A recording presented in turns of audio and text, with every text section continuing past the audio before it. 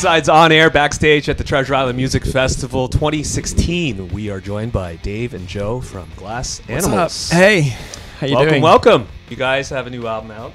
We do. Yeah. How to Be a Human Being. Mm-hmm. And I got to point out the most recent one that you have a video for, Season 2, Episode 3.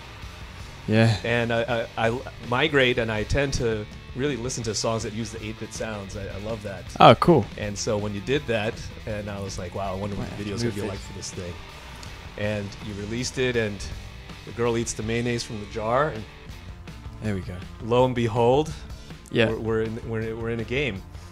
Whose concept was that, and was that already part of the idea when you came up with the song?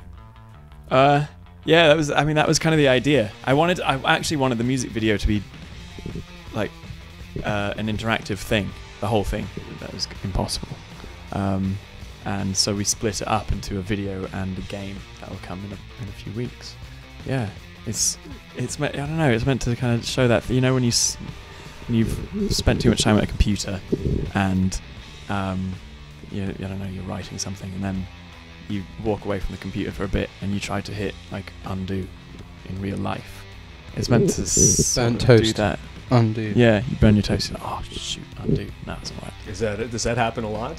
That happens to me a lot. I spend a lot of time undoing real life. Yeah, trying to undo real life. Yeah. Joe, when Dave comes up with these kind of ideas, do you marvel at the scientific type of? I spend a lot of time marveling at Dave, ogling. Ogling. Mouth, my jaw is on the floor, dribbling. Dave's a marvelous man. Especially because of his scientific approach to the whole music writing, it seems. It's like he goes away in a laboratory and he's like, aha, he has that aha moment, and then he bursts out of the room and says, Joe, look what I have. Yeah. Is it like that? Is that how you feel? I'm not sure that's quite how I feel, but I mean, I do. There are definitely moments where I'm very proud. Oh, I'm very proud of my friend Dave.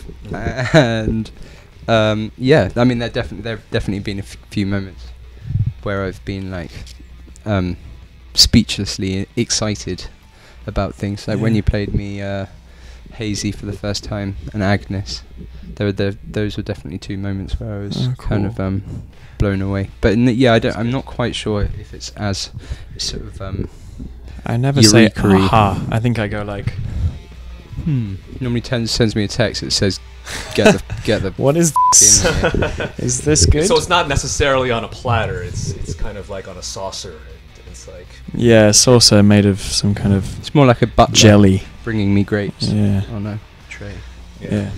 What about the concept of the album? It seems like that we all have these moments where we interact with so many different kinds of people, but you've actually taken that to another level in terms of the songwriting, right? There's different personalities, different stories involved. The album cover speaks to that as well. Any particular memorable ones that still resonate with you today? Lots. Yeah, loads.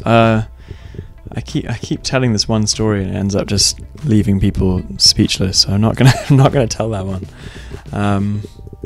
What about? Yeah. So there's this. So I was in a taxi once with my little brother. Do you want me to tell the whole story? Sure. Okay. I'm in a taxi once with my little brother driving through Atlanta, and we drove past a strip club.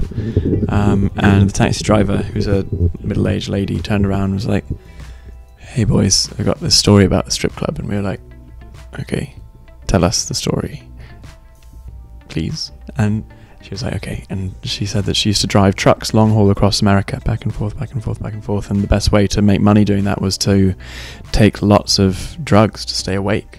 So she wouldn't have to sleep. She could go all the way across the states and back in like 5 days or whatever. So she used to take huge amounts of crystal meth and cocaine. And one day she just took a bit too much crystal meth and blacked out. And woke up in a strip club. And was like sitting in a chair and I woke up. How appropriate is this for the television show that this is going to be on? Totally appropriate. Cool. Totally appropriate. Sorry, carry on. And there's nothing really bad in it, but yes. Turned to a stripper and was like, "Hey, where am I?" And the stripper says, "You're in a strip club." And she's like, "No, but what state am I in?" This lady didn't know what state she was in. She'd been blacked out for a month and didn't realize it. She didn't know where her truck was, full of stuff, and she had this overwhelming feeling of guilt. She thinks that she'd killed someone while she was blacked out, but she'll never know for sure. Why does she feel heavy. Why does she feel like she might have killed someone? I don't know. She just woke up with that feeling. She woke up feeling like she'd done something so awful. And yeah, she kind of lives with this guilt, but it's never quite justified. It's very strange. Yeah. And you ran into her. You ran into her, and there's no song on the album that's about her, but a lot of the songs have are pulling the emotions out of those songs, and I'm trying to put myself in her shoes and think how she must have felt when she woke up, and how she feels now, and how can she live with that. Right.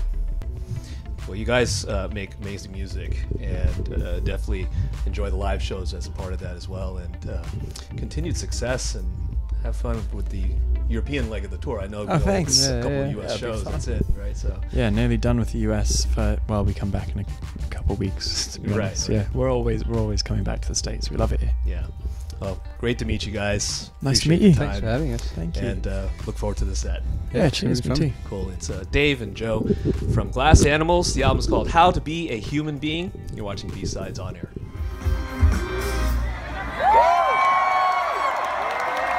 Thank you.